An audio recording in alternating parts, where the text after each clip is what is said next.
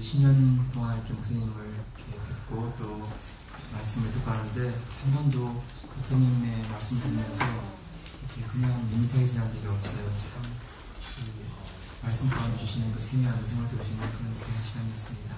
오늘 저희에게 하나님의 사랑을 느끼실 때 우리에게 주시는 성령님의 세미한 음성이 우리 가운데 들려주시기를 주의 이름으로 축복합니다. 목사님 앞에 큰 박수로 이제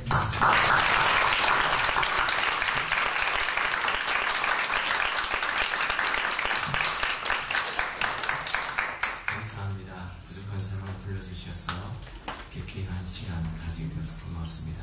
우리 옆에 인사 한번 나누죠. 당신 때문에 나는 행복합니다. 양쪽 인사해주세요.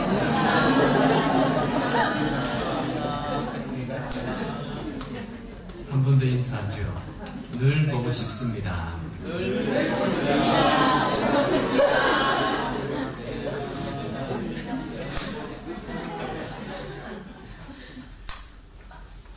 제가 찬양대 찬양 들으면서 나도 저렇게 좀 노래해봤으면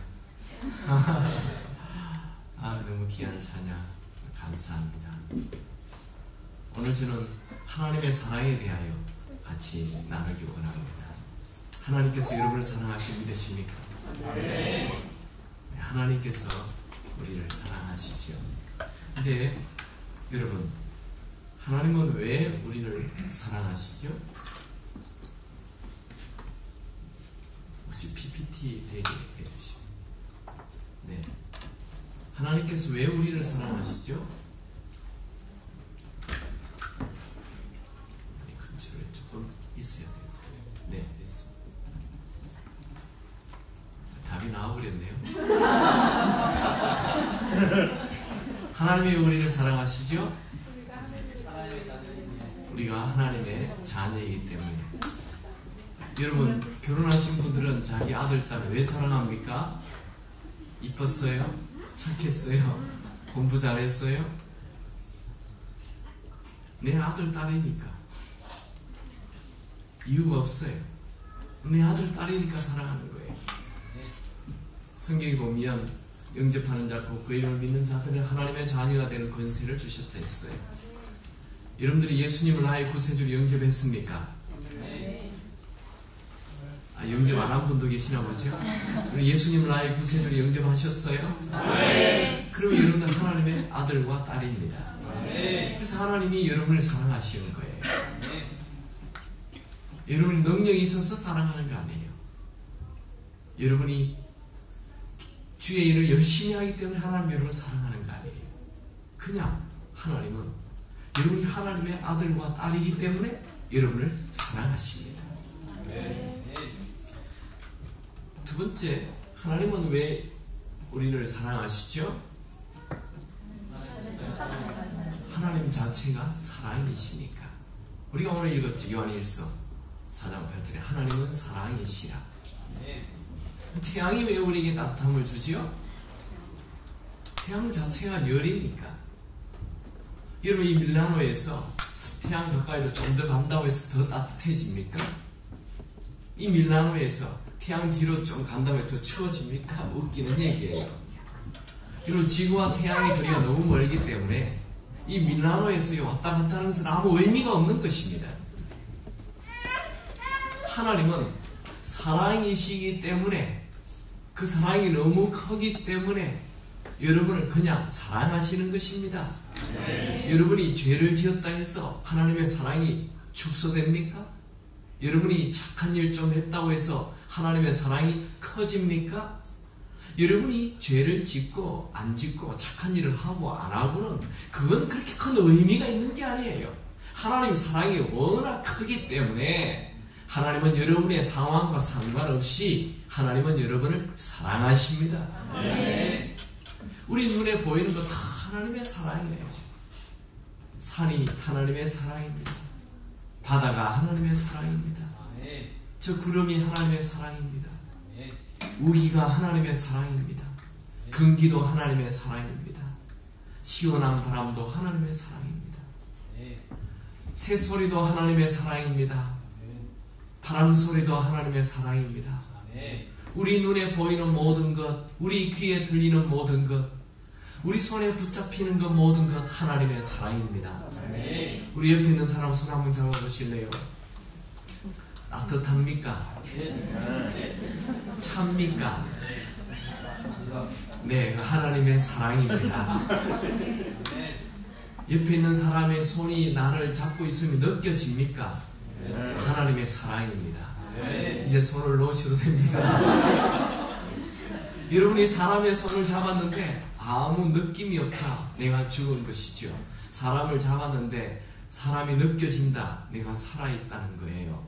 이 살아있는 것 하나님의 사랑입니다. 여러분이 여러분의 힘으로 사는 것 같지만 여러분의 힘으로 사는 것 아닙니다.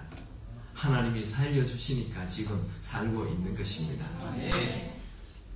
하나님의 사랑. 다윗은 그의 눈에 보이는 것이 다 하나님의 사랑이었어요. 그의 귀에 들리는 것이 다 하나님의 노래였어요. 그의 눈에 보이는 것이 다 하나님의 시였어요. 그래서 그 시를 쓰지 아니할 수 없었던 것입니다. 그 사랑 얼마나 아름다운지, 그 사랑 얼마나 날 부욕해 하는지, 그 사랑 얼마나 크고 놀라운지를, 그 사랑 얼마나 나를 감격하게 하는지. 할렐루야. 아멘. 그 사랑이 얼마나 좋은지, 그 사랑이 나를 감격하게 만드는 것입니다. 하나님의 사랑. 하나님은 오늘도 여러분을 사랑하고 계십니다. 아멘. 하나님은 사랑이십니다. 아멘. 저는 오늘 네 가지를 나누기 원합니다. 첫 번째, 하나님께서 우리를 사랑하신다. 제가 말씀드렸습니다. 두 번째는 하나님께서 나를 사랑하신다는 것을 믿어야 한다는 것입니다. 이게 건축이 되면 좋은데 벽 때문에. 네, 하나님께서 나를 사랑하신다는 것을 믿어야 합니다. 여러분, 하나님이 온 우주의 인류를 다 사랑한다, 이거 다 알죠?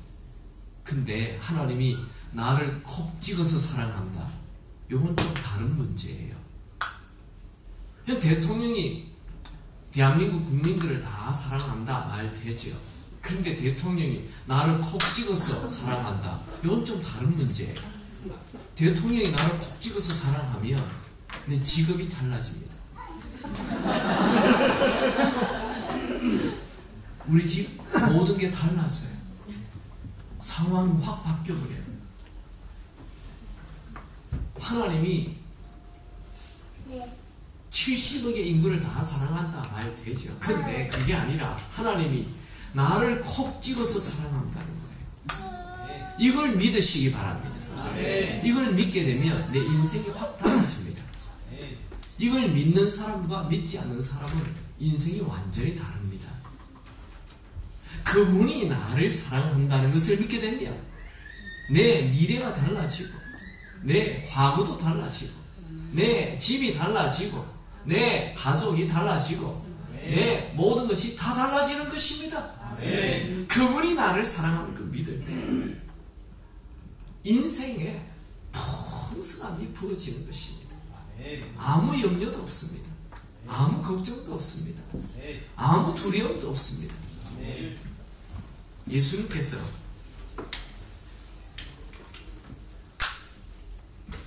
세례 요한에게 세례를 받게 되죠. 요단강물에서. 그때 하늘에서 한 음성이 들렸죠. 그 음성이 뭐였나요? 같이 읽어볼까요? 시작. 이는 내 사랑하는 아들이요 내 기뻐하는 자. 이 소리가 하늘에서 들렸어요. 그냥 성경에는 큰 소리가 났다 이렇게 기록이 되어 있어요. 근데 이거 아무도 알아듣지 못했어요. 그냥 큰 소리가 났어요.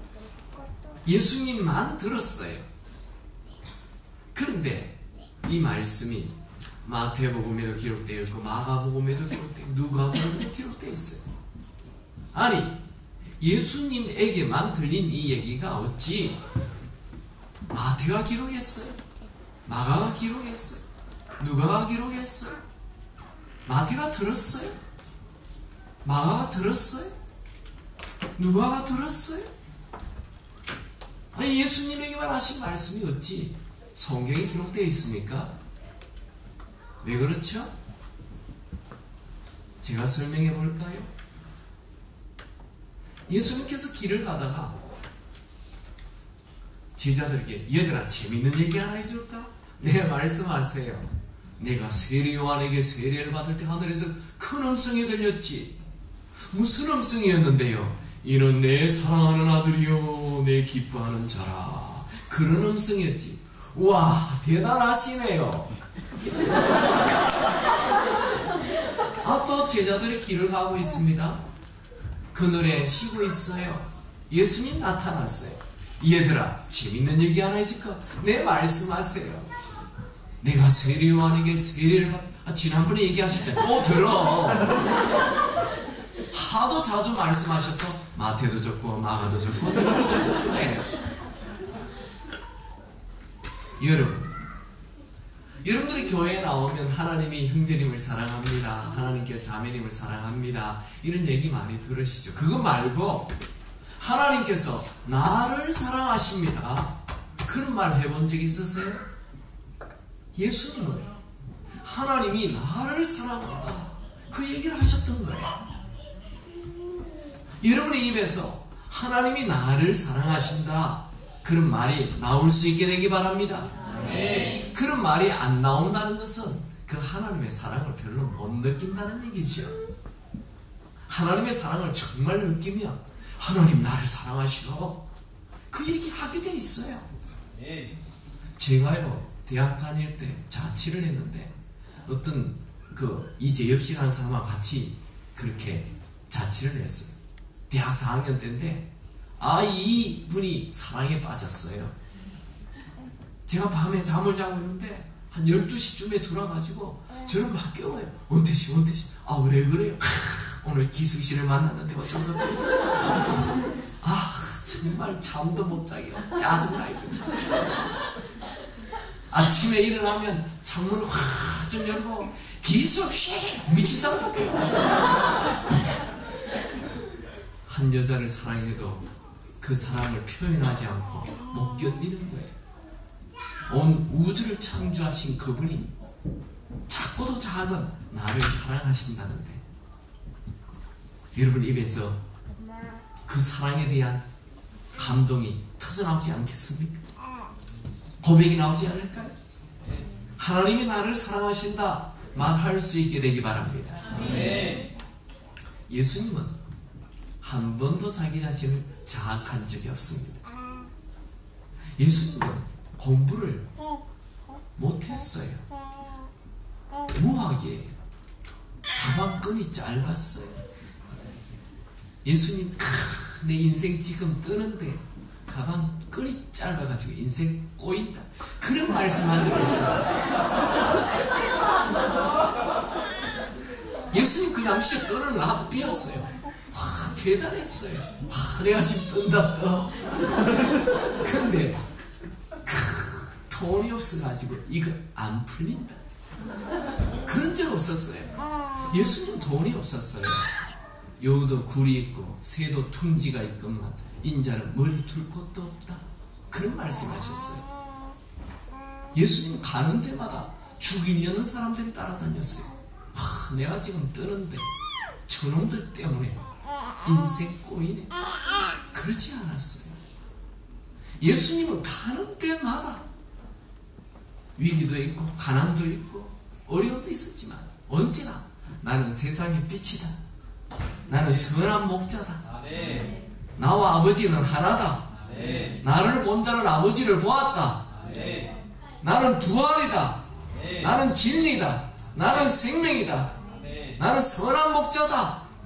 언제나 예수님은 자기 자신에 대하여 자존감 넘치는 말씀을 하셨습니다. 왜요? 하나님이 예수님을 사랑한다는 확신이 있었기 때문에 그렇습니다. 하나님이 여러분을 사랑한다는 확신이 있기 바랍니다. 아멘. 그러면 언제나 자존감 넘치는 말이 터져나올 것입니다. 하나님이 나를 사랑한다는 이 확신이 있는 사람은 십자가의 길도 갈 수 있습니다. 우리 자매님들이요, 그 형제가 그 자매님을 사랑한다라는 확신을 주면 사막도 따라갑니다. 그 형제가 자기를 사랑한다는 확신을 주면 국경도 넘습니다. 그 온 우주를 창조한 그분이 나를 사랑한다는데 우리는 어떤 길도 갈 수 있는 것입니다. 네. 여러분, 우리는 뭐 조금만 되지 않아도 열등감을 가져요. 자학해요. 저는요, 참 가는 데마다 사람들이 눈이 떴나 안 떴나 그래요. 제가 키가 커서 참 스트레스 많이 받았어요.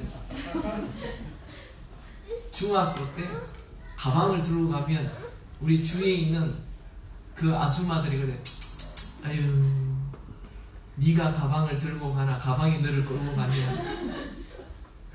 제가 키가 커가지고 너무 스트레스 많이 받았어요. 언젠가 성경을 탁 폈는데요, 창세기 하나님께서 사람을 흙으로 만드셨다 그렇게 돼 있더라고요. 얼마나 화가 나든지. 하나님 흙 천지잖아요. 아, 다리 밑에 좀 더 붙여주시지. 근데 제가 생각이 바뀌었어요. 아담 하잖아요. 그분이 만드셨어요. 할렐루야. 그분이 나를 만드시고 보기에 좋다라고 말씀하셨어요. 할렐루야. 그분이 좋다는데 누가 나에게 얘기할 수 있겠어요? 누가 미켈란젤로의 작품에 손을 대겠습니까? 누가 김소월 씨의 손을 대겠습니까? 누가 베토벤의 곡에 손을 대겠습니까? 그분이 나를 만드시고 보기에 좋다는데. 할렐루야. 여러분 자꾸 뭐 이거 올리고 눈 째고 그러지 마세요. 자꾸 그러면요, 천국 가면 하나님이 원판 대조합니다. 그냥 여러분의 모습을 사랑하시기 바랍니다. 하나님이 나를 만드셨다. 하나님이 나를 가장 잘 아시고 나에게 딱 맞게 하셨다. 하나님이 나를 사랑하신다. 이 사실을 붙들으면 모든 열등감이 사라지는 것입니다. 하나님이 나를 사랑하신다. 저는 어릴 때 참 열등감 많았어요. 우리 형님 공부 잘합니다. 성적표 다 우수수수수수수수수해.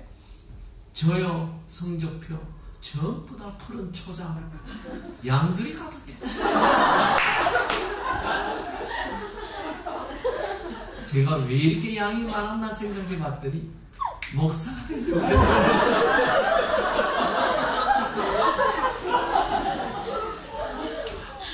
저는 어릴 때 공부를 못한 게 아니고 안 했어요. 우리 형님 학교 갔다 오면 첫째 이리 와 공부해. 딱 앉아서 공부했어요. 둘째 나가 놀아. 저는 매일 나가 놀았어요. 깨우리 잡고 미꾸라지 잡고 절새 쫓아다니고. 기말이 되면 성적표, 우리 형님 성적표 들고 기다립니다. 다 수니까 저는 일찍부터 잡니다. 우리 아버지 형님 성적표 들고 좋아가지고 그래 역시 첫째지, 첫째가 최고지. 근데 둘째 원태는 어디 갔노? 저기 자는데요. 저 녀석 안 잔다 깨워라. 저는 아무리 깨워도 깨지 않습니다. 아버지가 억지로 이놈 일라. 아버지 왜 그러세요? 성적표. 그날 밤 상상에 맡기겠습니다. 제가 이렇게 시큰 종아리를 맞고 나면 그때는 담이 흑담이었어요. 흑담 밑에 가서 막 울었어요. 우리 엄마 어디 있어? 우리 아빠 어디 있어? 저는 우리 아버지가 진짜 우리 아버지 아닌 줄 알았어요. 왜냐하면 그때 제가 많이 읽었던 만화책이 엄마 찾아 산말리 이런 영향을 받아가지고 저희 아버지가 저희 아버지 아닌 줄 알았어요. 그런데 지금 생각해보면 얼마나 웃기는지요. 저희는 5형제가 있는데 5형제 중에 우리 아버지하고 똑같이 생긴 사람이 바로 저예요.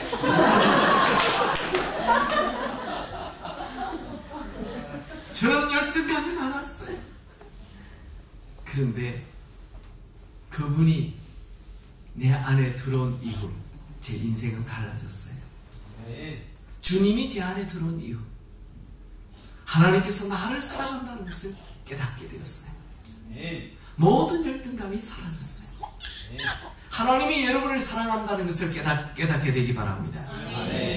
여러분이 부유해도 여러분이 가난해도 여러분은 하나님의 것입니다. 성경에는 이사야 43장 1절에 이렇게 말씀하고 있어요. 이사야 43장 1절에 내가 너를 지명하여 부른 날 너는 내 것이라. 너는 부유해도 가난해도 너를 사랑하여 구원했으니 너는 내 것이라. 내 것이라. 너는 내 것이라.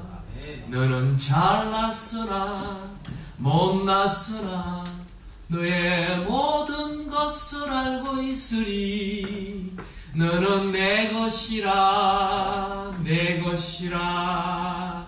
너는 내 것이라. 할렐루야. 하나님은 너는 내 끼다 그렇게 말씀하십니다. 할렐루야. 여러분은 하나님의 것입니다. 그래서 여러분은 실패할 수가 없습니다. 하나님은 하나님의 것을 실패하게 하지 않습니다. 여러분은 하나님의 것입니다. 그러므로 여러분은 망하지 않습니다. 하나님은 하나님의 것을 망하게 하지 않습니다. 하나님은 여러분을 사랑하십니다. 여러분, 미국에 사는 유대인들이 2%밖에 되지 않아요. 이 유대인들이 미국의 정치, 경제, 문화, 사회 모든 것을 다 쥐고 있어요. 정치? 유대인들이 쥐고 있죠. 미국이 왜 이렇게 이스라엘을 도와요? 유대인들이 다 쥐고 있으니까 그런 거예요. 경제? 유대인들이 다 쥐고 있죠. 미국의 부자촌은 다 유대인들이 살고 있습니다. 학교? 교육? 유대인들이 다 쥐고 있죠. 아이브리그의 좋은 교수들이 다 유대인들입니다. 영화? 유대인들이 쥐고 있죠. 영화의 귀재, 감독 누구예요?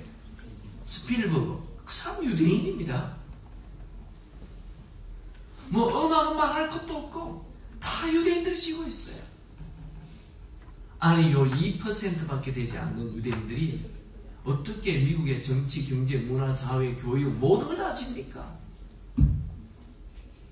타임지에서 미국을 움직이는 사람 20명을 뽑았는데 그 중에 15명이 유대인입니다.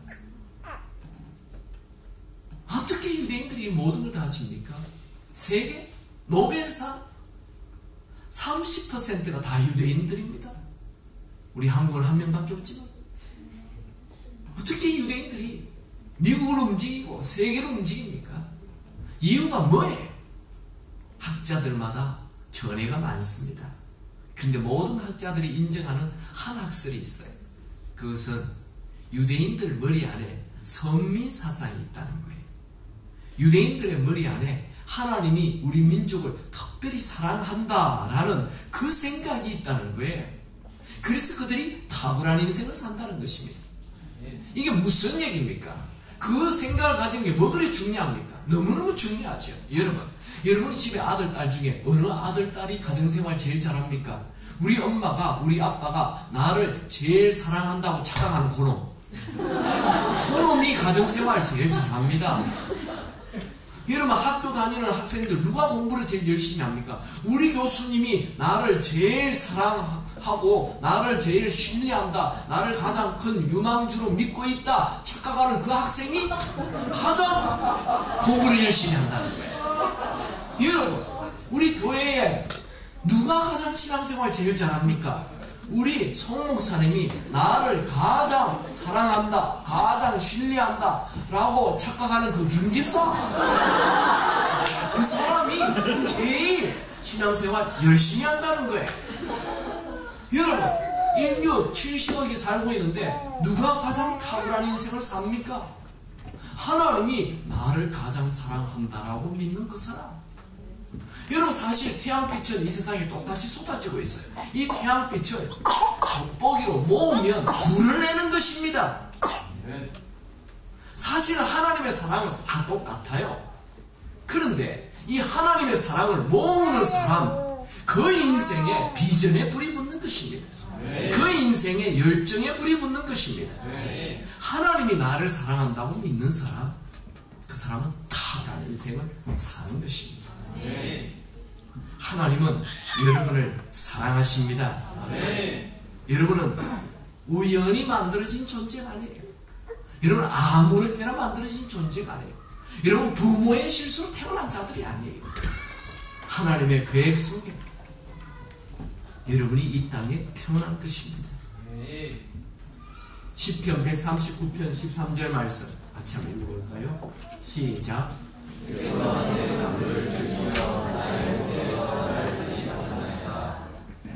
하나님이 내 오장육부를 만드셨어요.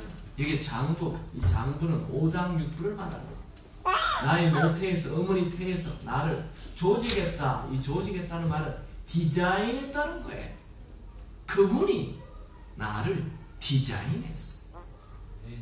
그분이 나를 만드셨어요. 여러분, 피카소의 작품, 피카소라는 이름이 밑에 있기 때문에 그 작품이 뭐 매듭을 하는 겁니다. 그 이름이 있느냐 없느냐가 중요해요. 여러분에게는 하나님이라는 메이드 인 갓이라는 이름이 찍혀 있습니다. 여러분은 시시한 존재가 아니에요. 여러분, 그 자동차에 부품이 몇 개나 됩니까? 여러분 인터넷 들어가서 자동차에 부품 하면 2만 개에서 3만 개 그렇게 떠요. 비행기의 부품은 몇 개나 될까요?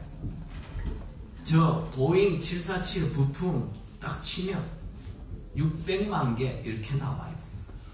여러분, 자동차의 부품이 2, 3만 개고 비행기의 부품이 600만 개예요. 어느 게 비쌀 것 같아요? 묻는 제가 바보죠? 사람의 부품이 몇 개나 됩니까? 사람은, 건강한 남자, 사람의 부품은 60쪽에서 100쪽입니다. 우리 세포가 60쪽에, 건강한 사람은 100쪽입니다. 우리는 비행기와 비교가 되지 않아요. 비행기는 600만 개밖에 안 돼요. 우리는 60쪽에 비행기와 가격을 붙이면 안 되는 거예요. 우리는 어마어마한 존재예요. 할렐루야. 우리 부품 하나는 그 비행기 부품 하나와는 또 게임이 되지 않아요. 부품 자체가 다를 뿐만 아니라 우리는 세포 하나 안에 또 3개가 들어있어요. 온 3개가 들어있단 말이에요. 그냥 딱 3개만 들어있는 게 아니라 미토콘드리아, 리보솜, 리보솜, 뭐 이게 엽록소, DNA 다 들어있어요. 그 세포 하나 안에 우리는 아주 어메이징한 존재예요. 할렐루야. 여러분이 여러분 스스로를 과소평가하지 않기 바랍니다. 여러분은 하나님의 작품으로 정말 아주 독특한 존재입니다. 여러분과 똑같은 사람은 이 세상에 다시는 나오지 않아요. 여러분은 아주 유니크한 존재, 특별한 존재. 여러분과 똑같은 사람은 영원히 나오지 않습니다. 여러분 아주 소중한 존재입니다. 하나님의 걸작품입니다. 하나님이 여러분을 사랑하심을 믿으시기 바랍니다. 하나님은 우리를 한번 사랑하시면 끝까지 사랑하십니다. 먼저 이걸 한번 볼까요? 하나님은 우리를 한번 사랑하시면 끝까지 사랑하십니다. 인간의 사랑은 자꾸 변해요. 여기 형제자매 교제하는 사람이 있죠? 뭐 없는 것처럼 눈이 그 남자, 그 여자 언제 변할지 몰라요. 인간의 사랑은 변해요. 또 결혼하신 분, 그 남자의 사랑이 변해요. 뭐 너무 슬퍼하지 마세요. 한국의 유행가 중에 그런 노래가 있어요. 자상하던 그이가 그렇게도 변할 줄이야. 인간의 사랑은 변합니다. 그런데 하나님의 사랑은 변하지 않습니다. 오 신실하신 주, 오 신실하신 주, 내 너를 떠나지도 않으리라. 내 너를 버리지도 않으리라. 약속하셨던 주님 그 약속을 지키사 이후로도 영원토록 나를 지키시리라 확신하네. 할렐루야. 아멘. 우리 하나님은 우리를 떠나지 않습니다. 진실한 사랑을 하시는 분이십니다. 진실하다는 말은 faithful, 믿을만하다, 변함이 없다, 충성스럽다, 그런 말이죠. 하나님은 우리를 한번 사랑하시면 끝까지 endless love, 끝까지 사랑하십니다. 아멘. 아멘. 그분이 나를 사랑하신다는 것을 믿을 수 있게 되기 바랍니다. 여러분 성경 한 구절만 더 보죠. 이사야 49장 15절 같이 읽을까요? 시작.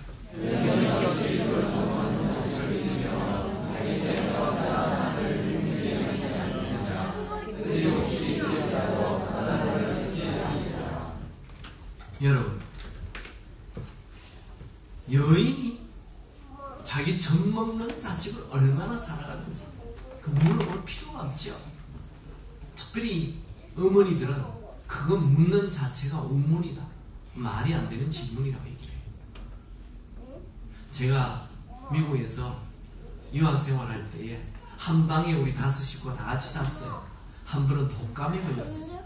얼마나 아픈지가 제가 여보 머리 깨질 것 같아요. 내 옆에 있는 아내가 여보 나도 머리가 아파요. 우리 첫째가 아빠 머리 아파요, 머리 아파. 우리 둘째 딸이 아빠 업어줘. 우리 셋째 아들이 이제 막 태어나서 끙끙거리고 있어요. 근데 이 둘째 딸이 자꾸만 업어달라는 거예요. 3살 업어달래. 제가 속으로 얘기했어요. 니만 아프나 나도 아파. 꼼짝 안 하고 누워 있었어요. 근데 계속 이 딸이 아빠 업어줘 그러니까 우리 아내가 일어나더군요. 그리고 우리 딸을 업어요. 업고 방을 빙글빙글 돌면서 울어요. 울면서 방을 빙글빙글 돌아요. 그때 제가 속으로 얘기했죠. 여자는 독하지.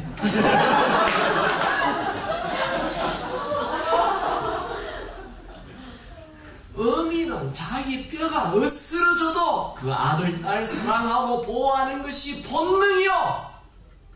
이 어미가 자기 자식을 버린다 할지라도 나 여호와는 너를 잊지 않겠노라.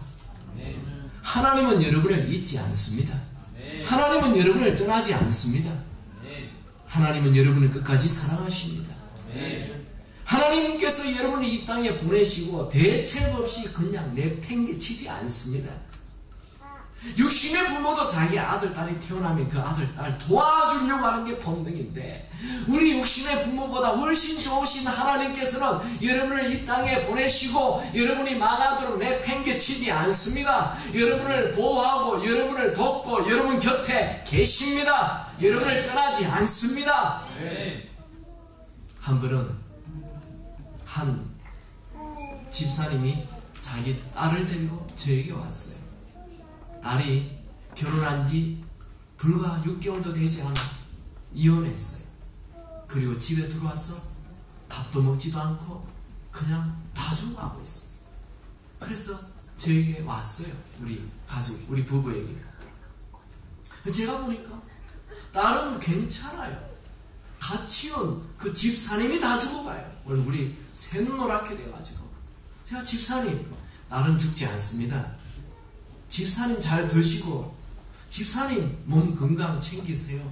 그랬더니 이 집사님이 저에게 하시는 말, 목사님, 제가 밥 먹는 게 중요한 게 아니에요. 우리 딸이 밥을 먹었으면 좋겠어요. 제가 잠을 자는 게 중요한 게 아니에요.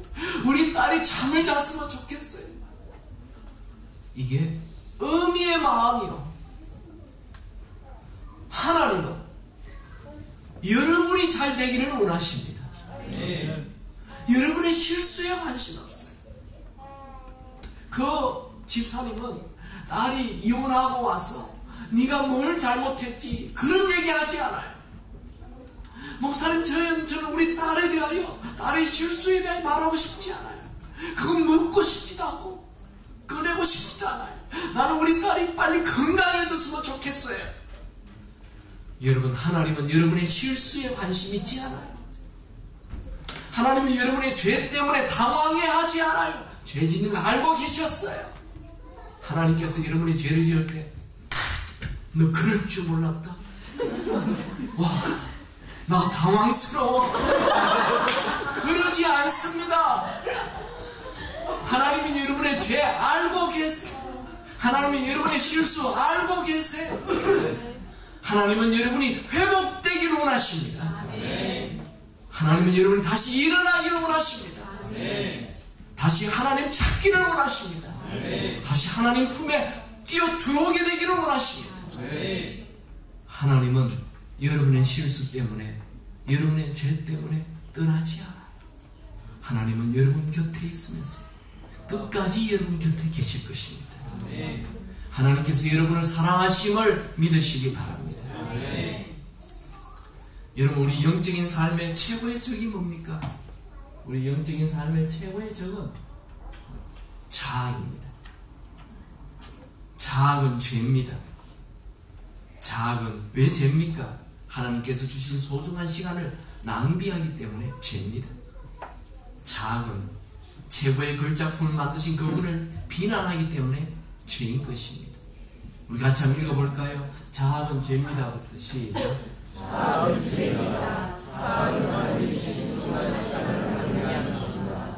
자학은 최고의 걸작품을 만드신 그분을 비난하는 것입니다.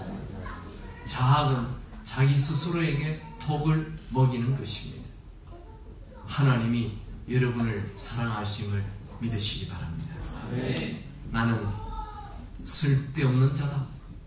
나는 버림받은 자다. 나는 실패자다. 나는 잘 되는 일이 없다. 나는 내가 봐도 매력이 없다. 이건 사탄의 속임수인 것입니다. 거짓말입니다. 여러분, 온 세상의 땅이 다 꺼져도, 홍수가 이 세상을 뒤덮어도 하나님이 나를 사랑하심을 믿으시기 바랍니다. 제가 오늘 4가지 얘기한 거죠. 첫 번째는 하나님이 우리를 사랑하신다. 두 번째는 하나님이 나를 사랑하심을 믿으라. 세 번째, 하나님이 나를 사랑하신다면 왜 우리 인생에 이런 고통, 고난이 있습니까? 이런 질문을 할 수 있겠죠. 왜 하나님이 나를 사랑한다면 나는 이렇게 되는 일이 없어요? 하나님이 나를 사랑한다면 왜 그 남자가 안 나타나요? 하나님이 나를 사랑한다면 왜 이렇게 사업이 안 돼요? 하나님이 나를 사랑한다면 내가 왜 이렇게 아파요? 하나님이 나를 사랑한다면 왜 이런 사고가 나타나요? 이런 질문을 할 수 있겠죠. 제가 그 답을 다 알지는 못하지만 짧게 한 3가지 정도 얘기해보죠. 첫 번째는 훈련입니다.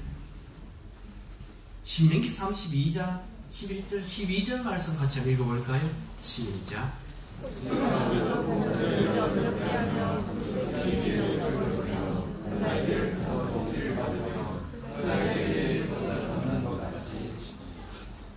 하나님은 우리를 온실 속에 가둬두지 않아요. 독수리가 둥지에 있는 그 독수리 새끼를 둥지에서 끌어내어 떨어뜨려서 고통 속에 날개에 힘을 가지게 하듯이 하나님은 우리를 훈련한다는 거예요. 그럼 독수리 설교 많이 들으셨죠? 독수리가 알을 까고 5개월 동안 먹이를 가져다 주다 5개월이 지나면 더 이상 먹이를 가져다 주지 않아요. 둥지에 눈을 하나 놀고 있는 이 어린 독수리를 엉덩이로 쳐서 떨어뜨려요. 그러면 이 독수리 새끼는 떨어지잖아요. 으아, 나 죽는다. 정말 죽는다. 그럴 때 탁 나타나서 태워서 올라가요. 그러면 독수리 새끼가 얼마나 화가 나는지 자기 어미를 막 쪼아요. 엄마 미쳤어 내가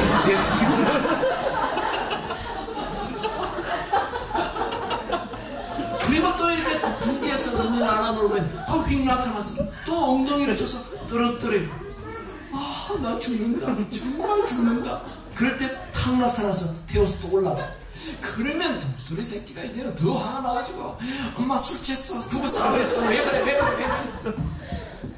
그걸 되풀이해요. 계속.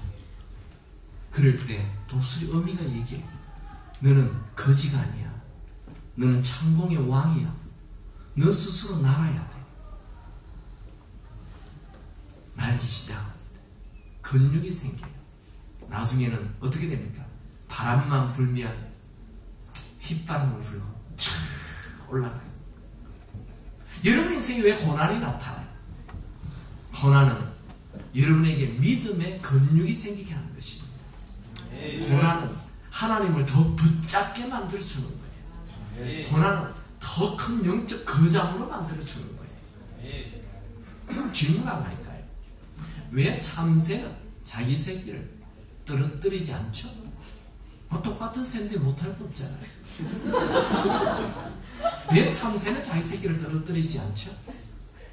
참새는 자기 새끼가 떨어지면 받을 능력이 없어요. 그래 절대로 그런 짓을 하지 않아요. 독수리는 자기 새끼가 떨어져도 받을 능력이 있어요. 그래서 그 일을 하는 거예요. 여러분 인생에 고난이 있습니까? 질병이 있습니까? 가난이 있습니까? 사고가 있습니까? 위기가 왔습니까? 하나님은 능히 그것을 해결할 힘이 있습니다. 하나님은 여러분을 훈련시키고 있는 것입니다. 강한 바람은 강한 나무를 만들어줍니다.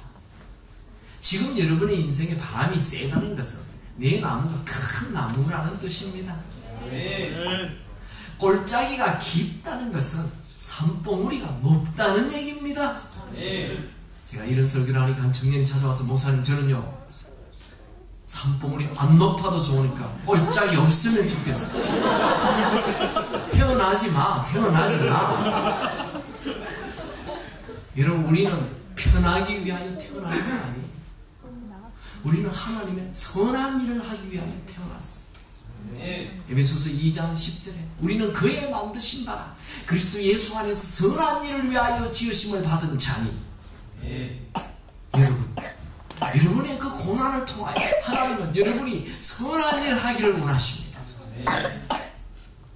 여러분이 고난 당해야 고난 당하는 자를 도울 수 있게 되는 것입니다. 고난을 뒤집으면 비전이 되는 것입니다. 여러분 인생에 있는 그 고난은 뒤집으면 하나님의 비전입니다. 여러분이 유학생의 고통이 있었습니까? 하나님은 여러분이 유학생의 고통 당하는 자를 돕기를 원하는 것입니다. 여러분이 질병이 있습니까? 하나님은 질병 당하는 자를 여러분이 돕는 자 되기를 원하십니다. 여러분이 가난합니까? 여러분이 가난한 자를 돕는 부자가 되기를 원하시는 것입니다. 모든 고난을 뒤집으면 비전입니다. 하나님은 여러분을 훈련시키기를 원하십니다.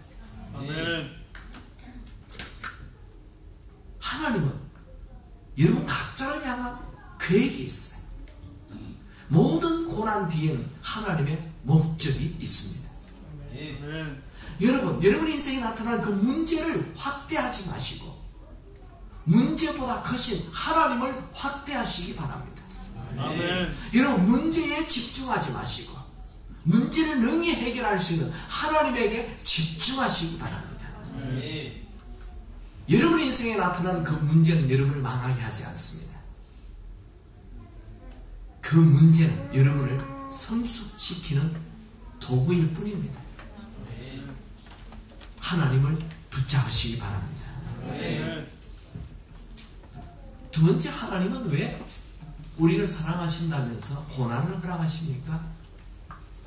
고난, 하나님을 붙잡게 합니다. 여러분 솔직히 언제 제일 기도 많이 하세요? 어려울 때, 힘들 때. 우리 한국에 언제 새벽기도 제일 많이 나와요? 입시처. 여러분 인생에 언제 기도 많이 했습니까? 인생에 고난이 왔을 때. 고난은 하나님이 우리를 안 사랑하는 것이 아니고 고난은 하나님을 붙잡으라는 사인인 것입니다. 하나님은 여러분이 하나님을 붙잡게 되기를 원하십니다.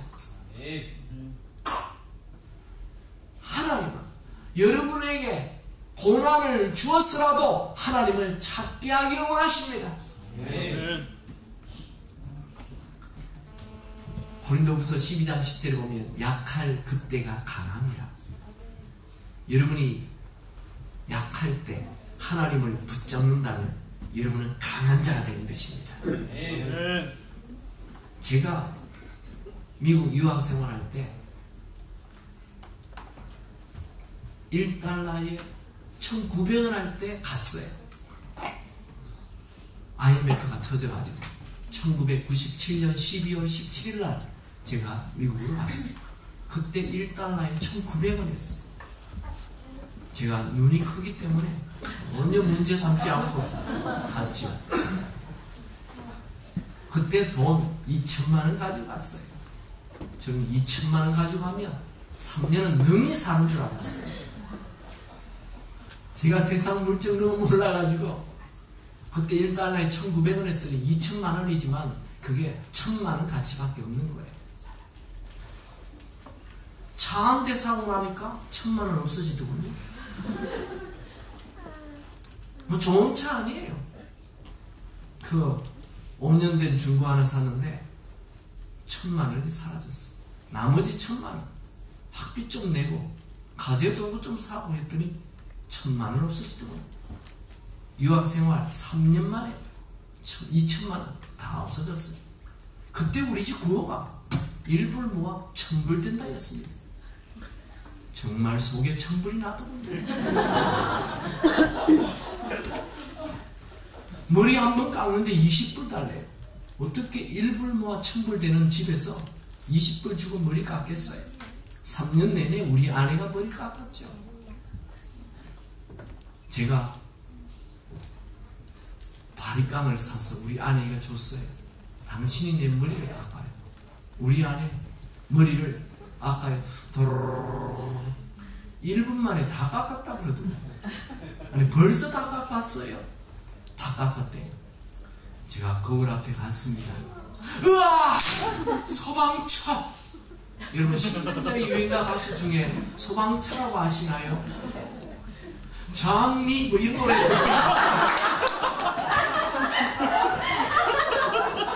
그 사람 머리를 보면 밑을 다 깎아버리고 딱 뚜껑 하나 덮고 생겨났더니 제 머리를 그렇게 만들어 놓은 거야. 제가 얼마나 놀랐던지. 그때 마침 우리 딸이 3살이었는데 막 물어봤어요. 말을 배울 때 이게 뭐니? 코, 이게 뭐니? 눈, 이게 뭐니? 모자! 그랬어요. 제가 그 다음날 학교를 갔죠. 그들이 친구 목사님들이 김 목사님 그런 머리를 하고 어떻게 학교에 용기가 있냐고. 저는 그 학교의 전설적인 인물이 되었어요. 제가 학교 가면 와, 20년 동안 배운 영어가 들리지 않더군요. 수업 시간에 미국 친구들이 웃으면 왜 웃는지 몰라요. 와, 학교 수업이 끝나면 숙제를 내줬는지 안 내줬는지 알 수가 없어요. 학교 가면 바보 멍텅구리였어요. 집에 돌아오면 가난뱅이였어요. 제가 린츠버그에서 볼티모어의 어느 교회가 주일 저녁에 설교하러 오라고 그랬어요. 처음으로 차를 몰고 4시간 운전해서 가는데 중간에 길을 몰라가지고 한참 헤매다가 저녁 7시까지 가야 되는 도무지 맞출 수가 없어요. 그래서 속도를 내기 시작했죠. 내 앞에 차 세대가 얼쩡거리길래 차 세대를 쫙 치우라고 가는데 삐까삐까 아저씨 나타났어요. 나보고 감옥에 가야 된다고. 제가 학교 가면 바보 멍텅구리, 집에 돌아오면 가난뱅이, 사회적으로 범죄자. 정말 저는 캄캄한 동굴에 갇혔어요. 앞이 보이지 않았어요. 그때 제가 매일 큐티를 했는데 어느 날 하나님께서 저에게 이런 음성을 주었어요. 사랑하는 아들아, 내가 쓰는 인물들은 다 광야의 길을 갔다. 그런 음성을 주었어요. 제가 그 음성 듣고 일어났어요. 여러분, 광야의 길이 뭡니까? 광야가 어디가 광야예요? 사람들이 다 떠나고 아무도 없는 그 장소가 광야인 것입니다. 질병이 있는 장소, 그 장소가 광야입니다. 가난한 장소, 그 장소가 광야입니다. 사고 당한 그 장소가 광야입니다. 그 광야에서 하나님을 만나시기 바랍니다. 세상 사람들은 광야를 만나면 절망하지만 우리 믿음의 사람은 광야에 가면 하나님과 독대하는 것입니다. 광야의 자리에 하나님을 만나십시오. 약할 그때가 강함이라. 고난은 여러분을 망하게 하는 것 아니고 하나님을 붙잡게 하는 것입니다. 기쁜 소식은 광야는 계속 머무르는 장소가 아니라 잠시 통과하는 코스라는 것입니다. 여러분 인생의 광야가 나타났을 때에 하나님을 붙잡는다면 광야의 삶이 끝나게 될 것입니다. 다시 가나안을 향해 가게 될 것입니다. 마지막으로 왜 우리 인생에 이런 고난이 있습니까? 우리는 우리 인생에 나타나는 고난의 그 이유를 잘 모를 수 있어요. 왜냐하면 우리는 지금 눈에 보이는 이것만 보기 때문에 그래요. 하나님은 우리 인생 전체의 그림을 보고 계십니다. 그래서 내 인생에 나타나는 고난에 대하여 내가 잘 몰라도 됩니다. 너무 알려고 하지 마세요. 왜 이런 고난이 나타나느냐, 왜 이런 어려움이 나타나느냐 알려고 하지 마세요. 우리는 IQ 100, 200밖에 되지 않아요. IQ 무한대 되신 하나님의 계획 있습니다. 하나님의 큰 그림 있습니다. 우리는 땅에 발을 딛고 살아요. 하늘에서 온 우주를 보시는 그분의 계획이 있습니다. 내가 이해하지 못한다 해서 하나님의 계획이 없는 것 아닙니다. 하나님의 계획이 있습니다. 나오미라는 여인은 아시죠? 이 여인은 베들레헴에서 남편과 믿음 생활을 하다가 어느 날 기근이 와요. 그래서 베들레헴을 버려요. 유대인들이 절대로 유대 땅을 떠나지 않습니다.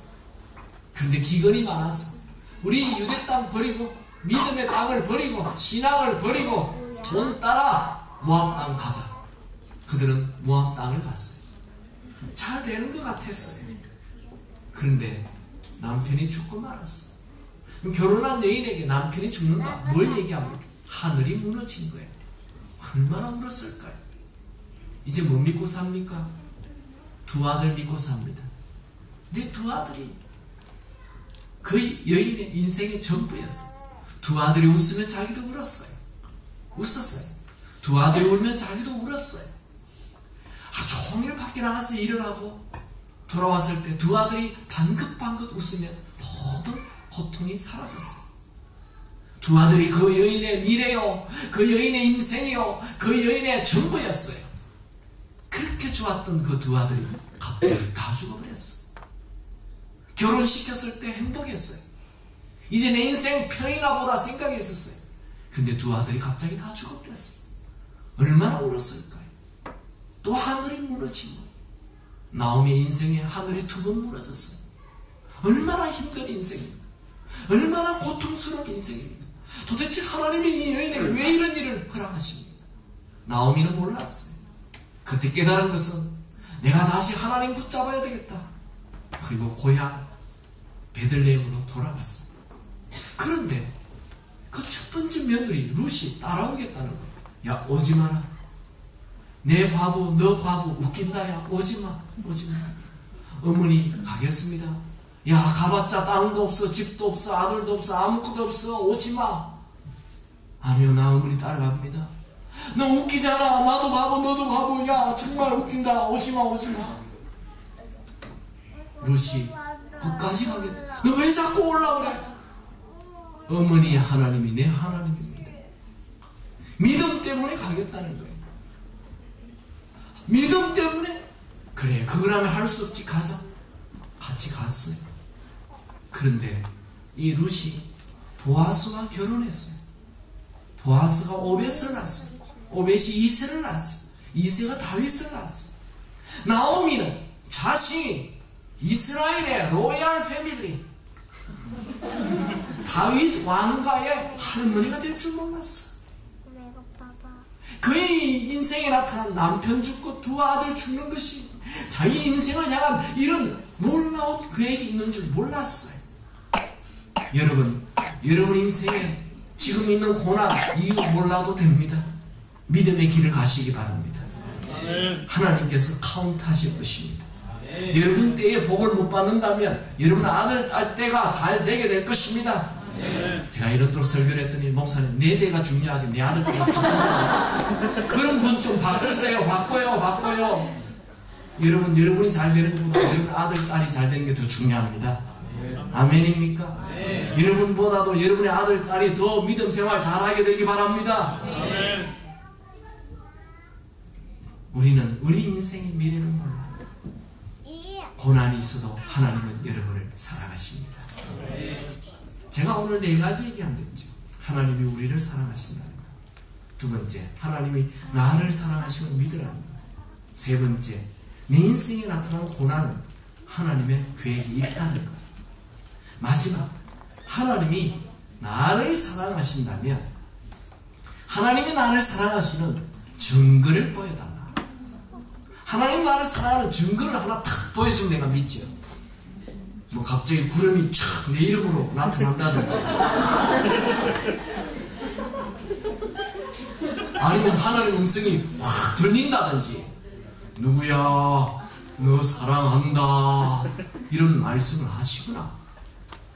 어쨌든 증거를 하나 보여주세요. 네, 증거 보여주지. 하나님이 여러분을 사랑한다는 증거, 그것은 바로 우리가 너무 잘 아는 예수님을 보내주셨다는 거예요. 하나님의 세상을 이처럼 사랑하사 독생자를 주셨어요. 이것이 바로 하나님이 우리를 사랑하는 증거입니다. 아니 목사님 그런 거 말고 그거 뭐 맨날 목사님 하는 얘기잖아요. 그런 거 말고 뭐 좀 증거, 하나님 나를 사랑한다는 증거 좀 보여줄 수 없나요? 끝까지 한번 들어보세요. 하나님이 나를 사랑한다는 증거, 이것보다도 중요한 증거는 없습니다. 저는 목사여서 이사를 참 많이 했어요. 한 10번 한 것 같아요. 한 번은 이 봉천동에서 상도동으로 이사를 할 때였어요. 와, 그때는 포장 이사가 없었어요. 이 짐을 제가 라면 박스에 다 집어넣어가지고 해야 돼요. 근데 제 집에는 책이 많아요. 우리 송 목사님도 책이 많지만 저는 제 뭐 거실이고 방이고 뭐 전부 다 책밖에 없어요. 읽지도 않은 책들. 어마어마한 책들이 있어요. 이삿짐 센터 아저씨가 와가지고 책을 막 뽑으면서 화를 내요. 이 집은 왜 이렇게 책이 많아? 겁이 나가지고 제가 막 라면 박스 막 짐도 지고 오르락 내리락 2층을 저 혼자 막 라면 박스 들고 막 오르락 내리락 했더니 평소에 운동하지 않던 제가 갑자기 너무 많은 짐을 어깨에 메고 오르락 내리락 한 거예요. 그랬더니 발바닥이 눌렸어요. 이런 발바닥이 눌린다는 게 무슨 말인지 모르죠. 발바닥이 확 눌리게 되면 이렇게 10분을 못 서 있는 것이 발바닥이 알았어요. 얼마나 아픈지요. 서 있지를 못해요. 이런 목사가 10분 못 서 있으면 어떡해요. 그래서 우리 교회 한의원 원장하는 장로님 찾아갔어요. 장로님, 제가요 10분도 못 서 있겠는데 어떻게 하면 좋아요? 그 발바닥에 죽은 피가 있어서 그래요. 그거 빼야 돼요. 어떻게 빼야 되는데요? 뭘 하나 뽑아가지고 보여서 요거를 찌르면 됩니다. 근데 그게 우리가 알고 있는 그런 침이 아니에요. 앞에 말은 못 불러도 되면 못이에요.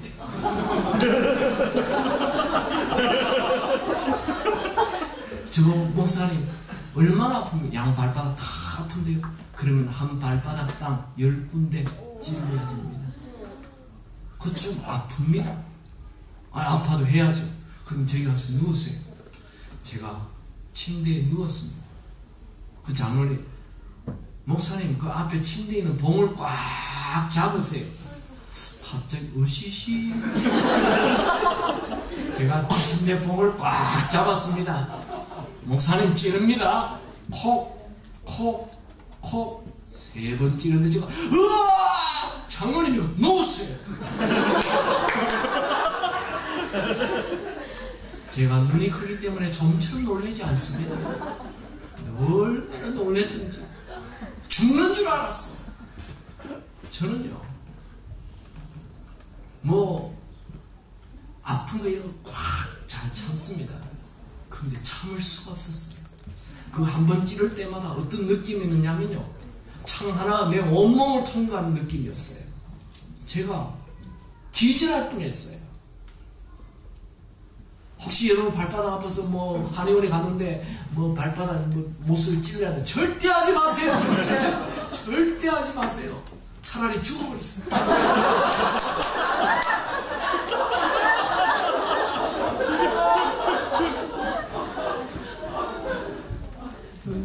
제가 친구 목사님들하고 같이 이제 공부를 하고 있었습니다. 한 목사님이 점심 때 신문을 탁 폈어요. 이런 기사는 보면 안 되는데? 그랬어요. 그래서 우리가 다 같이 봤죠.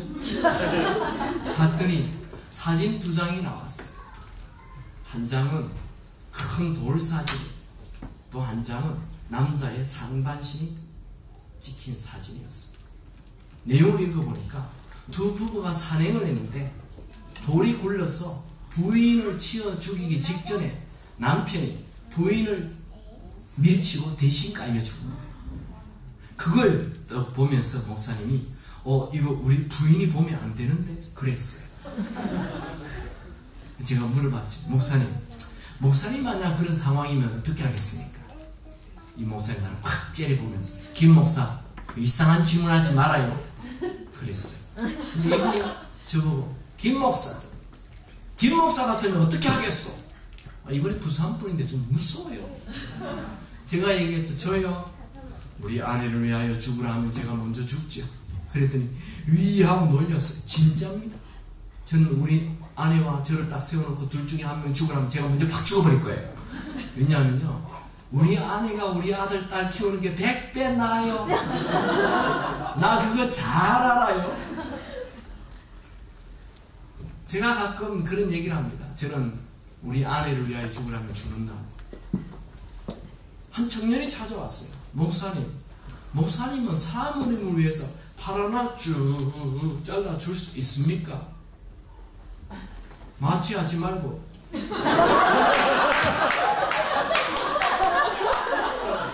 못해. 아니 그럼 목사님 말이 안 맞잖아요. 뭐 사모님을 위해서 죽어준다면서 꼴랑 팔 하나 쭉 잘라주지 못합니까? 아 이 사람아, 내가 아내를 위하여 어디 확 들어가 죽으라, 푸짐한 빵 쏴라, 그런 걸 할 수 있지만 뭐 팔 하나 쭉 잘라? 못해. 내가 어떤 사람이야? 발바닥 밑에 0.5mm 찔러도 내가 죽는다 했던 사람이야 내가. 그런데 뭐 팔을 하나 쭉 잘라? 못해. 내가 이 팔 잘라주고 싶지. 근데 이거 자를 때 오는 그 고통을 이길 힘이 나에게 없다는 거야. 그래서 못한다는 거야. 하나님이, 예수님이 우리를 얼마나 사랑하는지 증거를 보여달라고 해요.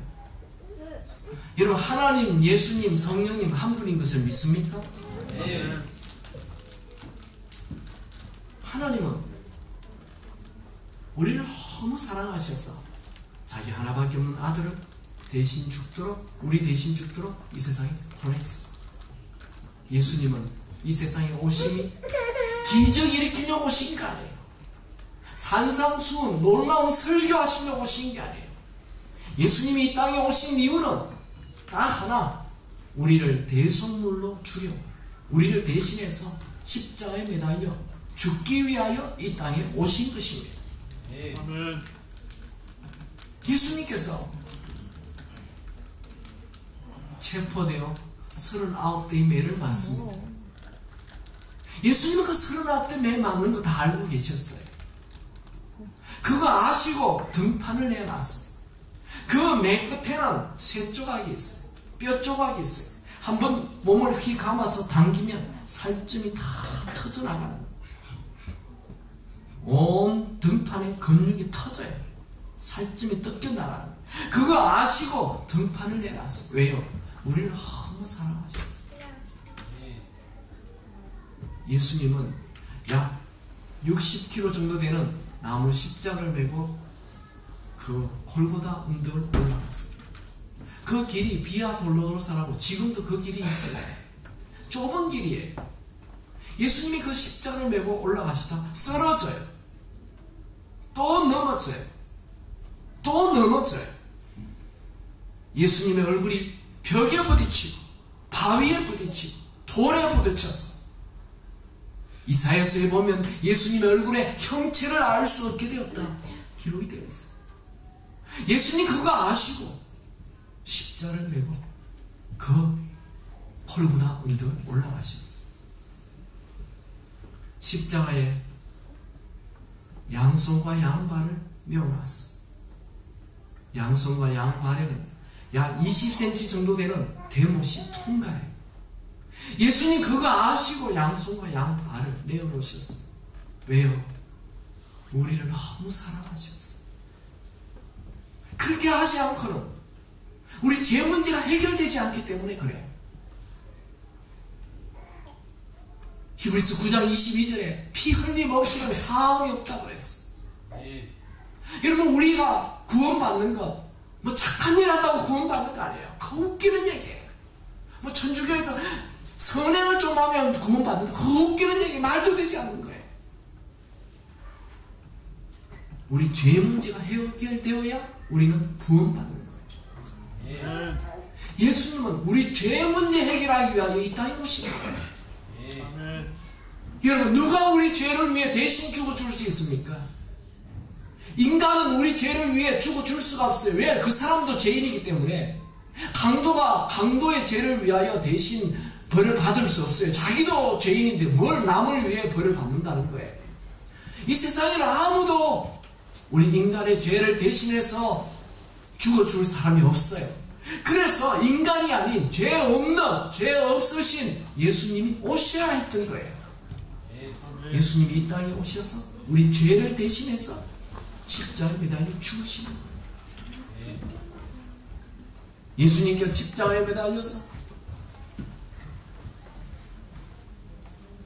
내가 목마르다 외치죠. 인간의 눈을 만드신 하나님께서 그 아들의 부르짖는 소리를 듣지 않았을까요? 왜 그냥 두셨죠? 예수님이 십자가에서 엘리 엘리 라마 사박다니, 하나님이여 하나님이여 어찌하여 나를 버리시나이까 라고 외칠 때 인간의 귀를 만드신 하나님께서 그 소리 듣지 않았을까요? 근데 왜 그냥 계셨죠? 그렇게 죽지 않고는 우리 죄 문제를 해결할 수가 없게 하나님은 우리를 너무 사랑하십니다. 우리를 대신하 예수님을 죽도록 내버려 두시나. 이런 사랑은 세상에 존재하지 않는 사랑이에요. 이런 사랑을 사랑의 극치라고 얘기합니다. 하나님은 여러분을 사랑하십니다. 오 예수님 내가 봅니다. 못 박히신 십자가 앞에 그 큰 사랑 눈물에 겨워 울며 울며 돌아옵니다. 주님 손과 발 못 박혔고 머리엔 가시관 박히셨네. 내 모든 죄와 허물 위해 말없이 피 흘려 주셨네. 오 예수님 나의 손 잡고 이제부터 영원까지 내 구주가 되옵소서.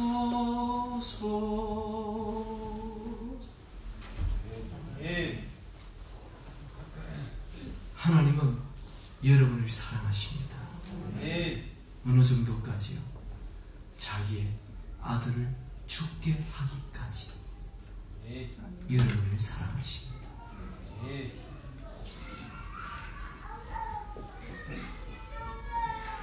여러분 오늘 하나님께서 여러분을 사랑한다는 것을 믿으시기 바랍니다.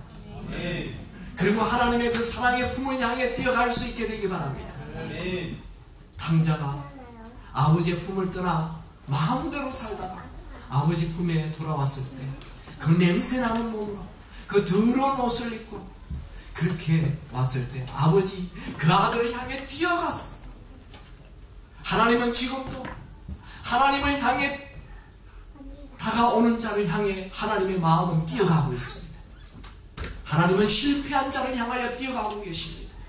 하나님은 더러운 자를 향해 뛰어가고 계십니다. 하나님은 자신이 죄인인 것을 알고 하나님 곁에 다가오는 자를 향해 뛰어가고 계십니다. 그 아들이 돌아왔을 때 아버지는 그 아들을 위하여 잔치를 베풀었습니다. 여러분들이 하나님의 품을 향하여 뛰어 들어오기만 한다면, 여러분이 하나님의 사랑의 품을 향하여 뛰어 들어가기만 한다면 하나님은 여러분의 인생에 잔치를 베풀어 주실 것입니다. 여러분 실패하기 위하여 태어난 자들입니다. 하나님은 여러분에게 잔치를 베풀기 원하십니다. 내 힘으로 사는 삶을 정리하시고 내 마음대로 사는 삶을 정리하시고 하나님 없이 살았던 삶을 정리하시고 하나님 품을 향하여 뛰어 들어가는 삶을 사시기 바랍니다. 하나님은 여러분을 사랑하십니다. 우리 같이 찬양하죠. 하나님의 사랑을 사모하는 자.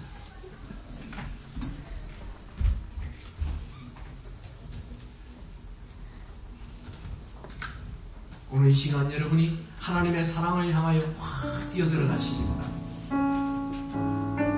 하나님이 여러분을 사랑하신다는 걸 잘 알았겠지만 더 하나님의 품을 향하여 뛰어들어가시기 바랍니다. 하나님은 여러분의 관심이 있습니다. 여러분의 작은 신음에도 응답하시는 분이십니다. 하나님은 여러분을 결코 포기하지 않습니다. 하나님은 여러분을 끝까지 사랑하십니다.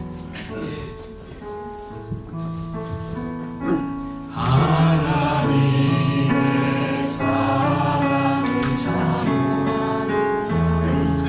하나님의 평화를 바라보는 자 너의 모든 것 창조하신 우리 주님이 너를 얼마나 사랑하시는지 하나님께 찬양과 하나님의 선하심을 닮아가는 자 너의 모든 것 창조하신 우리 주님이 너를 자녀 삼으셨네. 하나님 사랑의 눈으로 너를 어릴 때나 바라보시며 하나님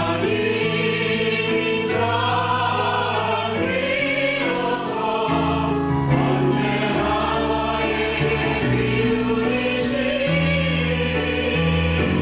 어두움에 밝은 빛을 비춰주시고 너의 작은 시름에도 응답하시니 너를 어느 곳에 있든지 주를 향하고 주만 바라볼지어다.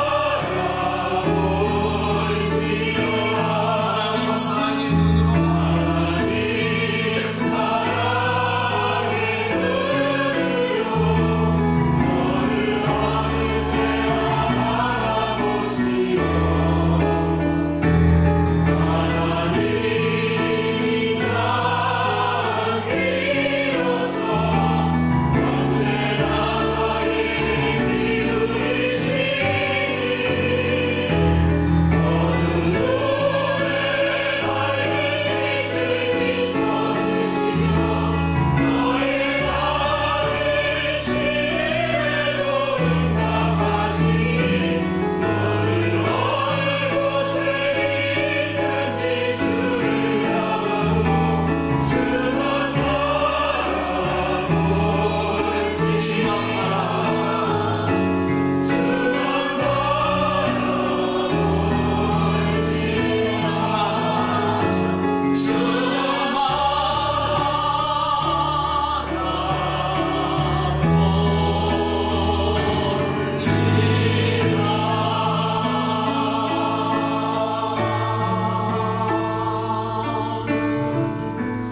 우리 모두 한번 소리 내어 기도할 거예요. 계속 찬양해 주시고 하나님 내가 하나님 품을 향해 뛰어가겠습니다. 여러분 세상 사람들의 사랑 구걸하지 마세요. 초라해집니다. 하나님의 사랑의 강을 향해 뛰어들어가시기 바랍니다. 인간의 사랑 추구하지 마세요. 추구할수록 초라해집니다. 하나님 사랑을 향해 뛰어들어가시기 바랍니다. 십자가의 강을 향하여 뛰어들어가시기 바랍니다. 하나님의 사랑, 십자가의 사랑이 부흥입니다. 하나님의 사랑이 인생의 치유입니다. 하나님의 사랑이 우리를 온전케 합니다. 하나님의 사랑을 향하여 뛰어들어가시기 바랍니다. 하나님의 사랑의 강에 뛰어들어갈 때 회복이 있습니다. 치유가 있습니다. 능력이 있습니다. 부흥이 있습니다. 하나님의 사랑을 향해 뛰어들어가시기 바랍니다. 다같이 소리내어 기도하겠습니다. 하나님 내가 하나님 사랑의 품을 향하여 뛰어가겠습니다. 하나님 사랑 붙잡겠습니다. 하나님 사랑을 의지합니다. 하나님 사랑을 믿습니다. 하나님 사랑